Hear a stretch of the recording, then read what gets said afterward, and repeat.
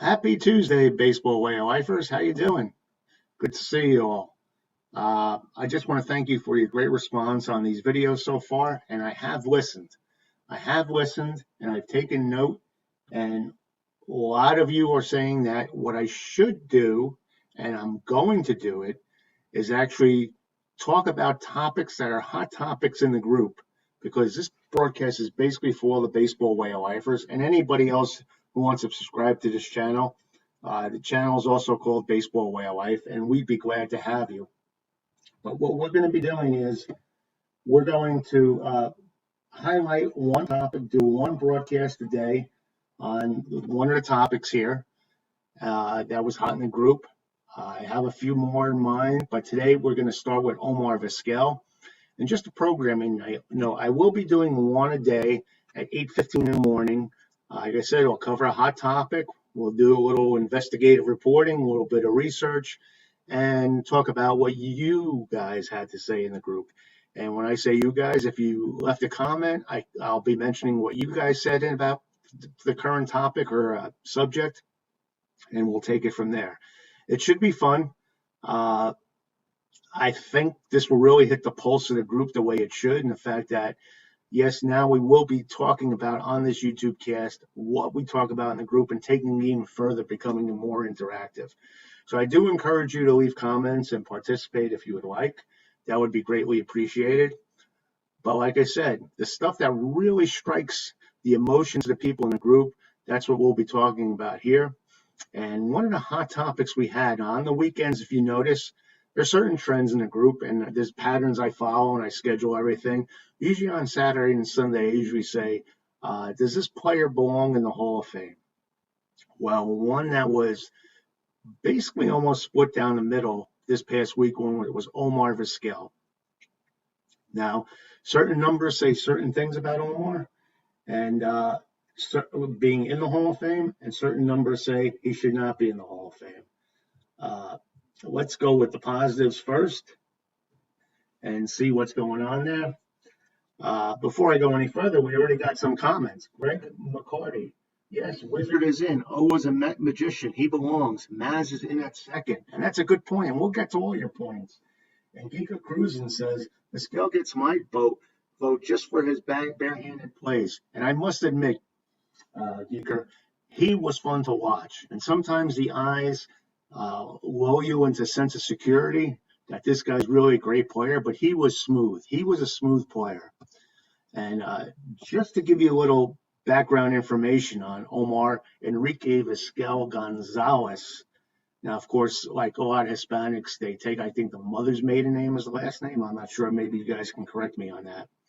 But he played 24 years in the major leagues. And that's nothing to sneeze at. And that, in regard right there, something that you might want to consider when talking about the Hall of Fame. I know longevity is also a hot topic as to whether or not a player should be in the Hall of Fame. But 24 years at shortstop, a pretty demanding position. Played 24 years is amazing. Now, Vizquel played for the Mariners, Indians, Giants, Rangers, White Sox, and Blue Jays. And even in Venezuela, he played for Leones del Caracas. From 2014 to 2017, he was Detroit first base, infield, and base running coach. And he is currently the manager of Toros de Tijuana of the Mexican League. So that's your update on Omar Vizquel. Now, he is widely considered one of the best fielding shortstops. He won 11 Gold Gloves, including 9 consecutive. That's pretty impressive there from 1993 to 2001. Among shortstops, his .985 fielding percentage is tied for highest all time. So he very rarely booted a ball for an error, and he is the all-time leader in games played and the all-time leader in double plays turned. Now, Vizquel tied Cal Ripken Jr.'s American League record for most consecutive games at shortstop without an error, 95 from September 26, 1999 and July 21st, 2000. Now, that has since been surpassed, but Vizquel ranks as the all-time leader among players from Venezuela, 2,877 hits, 44th all-time, until May 12, 2021, when he was surpassed by Miguel Cabrera. Vizquel has the third most hits all time among shortstops behind Derek Jeter and Honest Wagner. And he is also the career sacrifice hits leader of the live ball era. Now, at the time of his retirement, Vizquel was the oldest position player in the major leagues and the only active position player with service time in the 1980s. The other was longtime starting pitcher Jamie Moyer. He is one of only 29 players in Major League history to play in Major League games in 4 decades, and the only one who played shortstop. On May 7, 2012, Vizquel became the oldest player to play shortstop in Major League history, surpassing Bobby Wallace, who played 12 games with the Cardinals at the age of 44 in 1918. So you can see that Omar's body of work is pretty damn good. Now, the one thing that is going to hurt him, and we can't skip the obvious, we've got to cover it all, was on December 16, 2020, The Athletic reported that Vizquel's wife, Bianca, who was filing for divorce, alleged that he physically abused her in 2011, which was before their marriage, and in 2016. Bianca previously made the allegation in an Instagram live video on October 7, 2020. According to The Athletic, in 2016, Vizquel was charged with fourth-degree domestic assault after an incident at their Seattle area home in Sammamish, Washington. Bianca told police that her husband pushed her during an argument, causing her to fall and suffer an injury to her shin and multiple broken fingernails.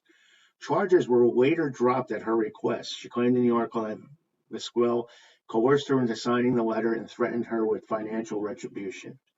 The Athletic also mentioned an incident in 2011 when Vizquel allegedly strangled his wife during an argument at her sister's home in Alabama.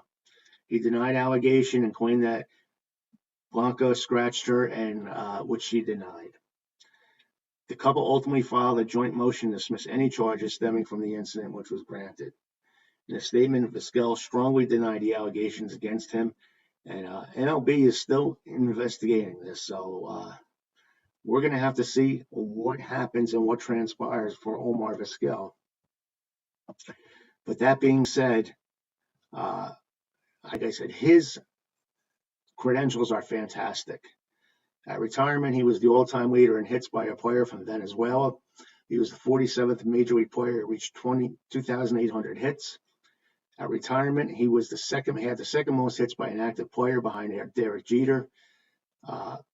He's the all-time leader in sacrifice hits in the live ball era, and four-time leader in 97, 99, 2004, and 2005. He's the American League record holder, tied for most hits in a 9-inning game with 6 in 2004. He has the second most hits while playing shortstop behind Derek Jeter, the fourth most runs while playing all-time behind Herman Long, Derek Jeter, and Bill Dahlen, seventh most stolen bases while playing shortstop behind Campanella, Smith, Long, Aparicio, Wagner, and Dahlen. And he's really, the numbers up there are fantastic. Like I said, he's first all-time in games played for a shortstop. He won 2 American League championships with Cleveland in 95 and 97. Won 6 American League Central Division championships with Cleveland, 95 through 99. What a great run by the Indians back then in 2001. Won the Willie Mack Award for Spirit and Leadership back in 2006. Finalist for the Heart and Hustle Award for embodying the values, spirit, and tradition of the game. He was the captain of Venezuela World Baseball Classic team in 2006. He's a member of the Hispanic Heritage Baseball Hall of Fame. He was inducted into the Cleveland Indians Hall of Fame in 2014. And he was selected as one of the 4 greatest Indians in franchise history for the 2015 All-Star Games Franchise 4. Now, that's where it basically ends for Omar, unfortunately, because he's still not in the Hall of Fame. If you're an advocate of him being in the Hall of Fame, he's still not there. And Geeker Cousin says sacrifices are undervalued. And we appreciate everyone's opinion. That's a good point, Geeker. But Vizquel has appeared on balloting for the National Baseball Hall of Fame since 2018 when he received 37% of the vote, well short of the 75% required for election, but well above the 5% minimum required to remain on the ballot. His support increased to 52.6% in 2020 and was 49.1% 0.1% as of the 2021 ballot, his fourth appearance. Now, he'll have 10 tries. The ballot allows you to be on the ballot 10 times. So he could be one of those players that come down the line. His 9th, 10th time he'll be picked in. But then again, it's also due to domination. Now, the thing that hurts Omar Vizquel is his Hall of Fame statistics. His gray ink, his batting, he's 25. The average Hall of Famer is 144. So he was really not dominant in batting. His Hall of Fame monitor is 120. The average Hall of Famer is 100. So that's a good sign for him. His Hall of Fame standards is batting 42. The average Hall of Fame is 50 there. And at shortstop, he has 25 points career WAR. The Hall of Famer has 67.8 for a shortstop. And that's where it kind of hurts him because his Jaws is 42nd among shortstops in baseball history. So that kind of hurts him. And the common thing is a 7-year peak WAR. He had a 26.8, and the average career peak WAR is 43.2. And his Jaws is 36.2, and the average Jaws is 54.5. And over 162 game schedule, he averages 2.5 WAR, and the average WAR for a Hall of Famer is 4.9 over 162 games. So those are the things that are kind of hurting Omar here. But it's tough. Do I think he belongs in the Hall of Fame? It's one of those things like, do you think he should be in the Hall of Fame? I don't think so, to be honest with you. But I think defensive players are slighted in that regard. And shortstop is such a key position defensively that maybe we do need to consider Omar. Like I said, I would need to hear more arguments from both sides to figure out whether or not he belongs or doesn't belong. But let's go back to what some of you guys said. Jim Rogeberg says yes. Jim Newey, no. Kenny John Farrell Jr. says, was he a great player? Was he one of the best at position for consistently for 10 years plus? That's what it comes down to. And that's a good question, Kenny. That is a good question. Graydon Doe says no. Patrick Collins says this is not even a question. Brian Bertag just leaves a check mark. Greg Judge says absolutely not. He's a bad joke as a potential Hall of Famer. David Beasley says no. Shane Goodrolt says absolutely yes. Mickey Trolser says hell yes. Paul Stone says absolutely the second best defensive shortstop I have ever seen. He made himself into a formidable offensive weapon also. Gene Huntmaker says yes, the odds of the AL with longevity of 2,800 hits. Gene Huntmaker says a consensus opinion by most MLB knowledgeable. Dan Malloy says yes. Gino Reyes Borges says yes, hands down the best defensive shortstop in the mid-90s, early 2000s. Dennis Leasy says yes. Emmanuel Colorado Cruz says yes. Anthony Minichucci says absolutely. Nick Charmello says no doubt. Glenn Artehan says not quite. Tim Olson says yes. Ernie Harth says yes. Scott Walker says yes. Steve Marquette says no way. Adam Wood says hands on first ballot Hall of Famer, but that is not quite enough. David Finoli says yes. Rob Walker says I would say yes. He was a premier shortstop during his time. Michael Lovelady says yes. Dennis Eller, absolutely yes. Paul Maini, yes, he should be judged against other shortstops. And Dennis Eller responds to Paul by saying, Paul Manini, yes, in my opinion, he was better than Louis Aparicio was in the Hall of Fame. Leon DeHaven, no. Theo Diorbo, yes. Fred Alpern, one of the best I've ever seen. Bonnie Pootman, yes. Pete Santiago, yes. Pablo Sanchez, big time. Brian Volinik says yes. Paul Phelps says yes. Frank S. Dean says no. Sean Plow says absolutely. His glove was definitely among the best ever for those who went to nitpick about his hitting. He had almost 2,900 hits and was a career 270 hitter. That's better than average. Craig Judge replies to Sean Plow, 82 OPS plus, says he was 18% below as a hitter. And then Sean Plow says, this says it's above average, and he shows a little graph there. Diego Alejandro Alvaro Martinez says absolutely. Doug Hightower says hell to the fucking yes. Randy Crone says nah. Bob Paul says no. Joey Buchholz says no. Sonny Mook says no. His guy looks better because he isn't playing anymore. LOL. Robert Alcina, little thing here, and says Sonny Mook's done comment. Don't remember him. And Roberto, best middle duo. Sonny Mook says traditional advanced stats, so I don't have to do this again. LOL. Omar, 272, 336, 352, OPS plus 82. Ozzy, 262, 337, 328, OPS plus 87, negative 87. So the numbers, he's pretty comparable to Ozzie Smith. I don't know if you guys know that or not, but there's a good debate there. If Ozzie's in, why not Omar? But again, I'm not one to say. I'm just telling you what you guys are telling me. And Bruce Barron says, yes, he was a class act. He just came in, chipped in and out in the comment field. Good to see you, Bruce. Warren Handy says, close, no. Mark Potoff says, yes, yes, yes, and 1,000 more times yes. Mark Potoff then says, before you say no, then how did Ozzie Smith get in? Mark Potoff says, I looked at Vizquel stats, 2877 hits, scored 1445 runs, 456 doubles, 77 triples, 80 home runs, 951 RBIs, 272 average, 1,028 walks, 404 stolen bases, and 256 career sacrifice bunts. Scott Roberts says yes. Michael Schwartz, no. James Schweiker, yes. Dan Shirley, yes. Kevin O'Neill says if Ozzie Smith is in. And then Frank Howard replies to Kevin O'Neill, oh, Lordy, that's like comparing apples to oranges. No comparing Ozzie Smith to Omar Vizquel. Ozzie was way steps above Vizquel in many categories.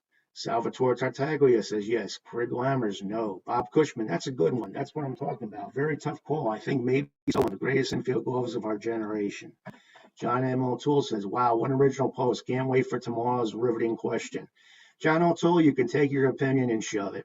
That's just me, okay? If you don't like it, get the hell out of the group. Tim Hall says, nope. Frank Howard says, Tim Hall. Tim, I think he's another one that can go into the Hall very good rather than the Hall of Fame. Tim Hall says, Frank Howard, definitely agree on that. John Keenan says, yes, like Marv Albert. Mike Sanders says, absolutely. Marvin Deschaux says, fielding was superb. Gary Obenthal says, yes, absolutely, says Scott Julie. Sonny Mook says, just for fun. Daniel James says, nope. Dan Novellen says, no.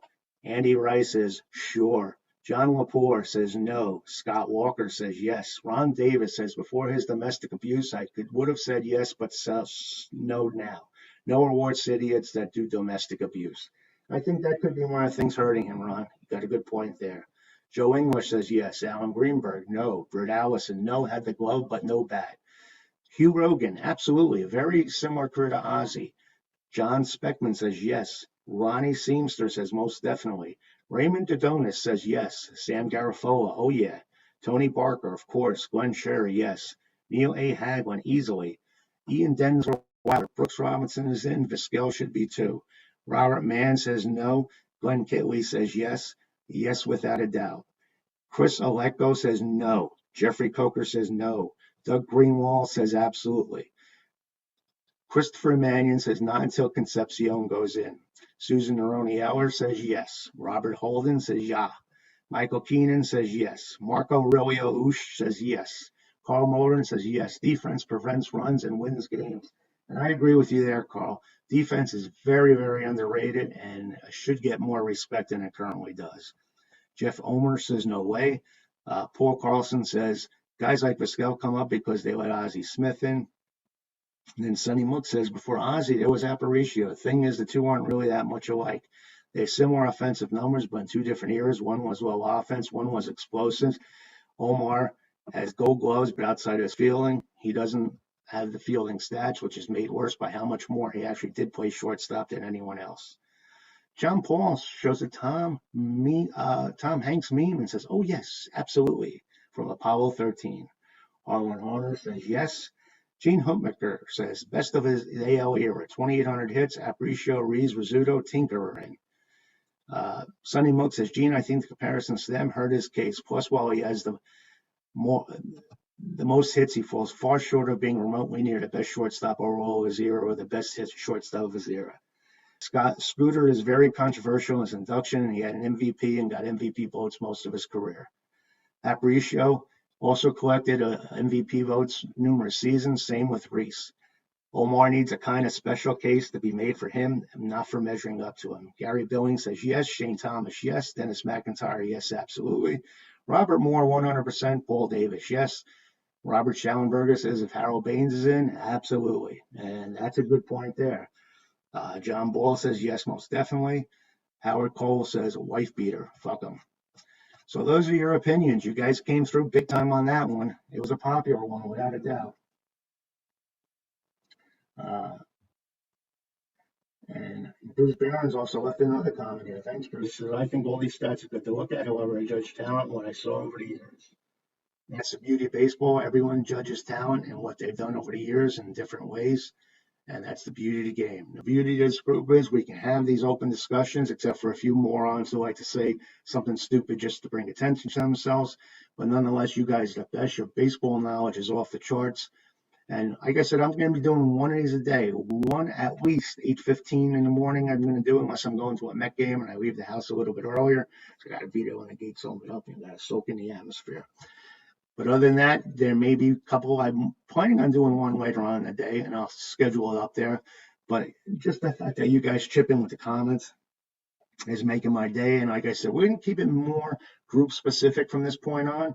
So please do subscribe to this channel. And when a new one comes up, if you're not watching at the time, you'll be alerted on YouTube.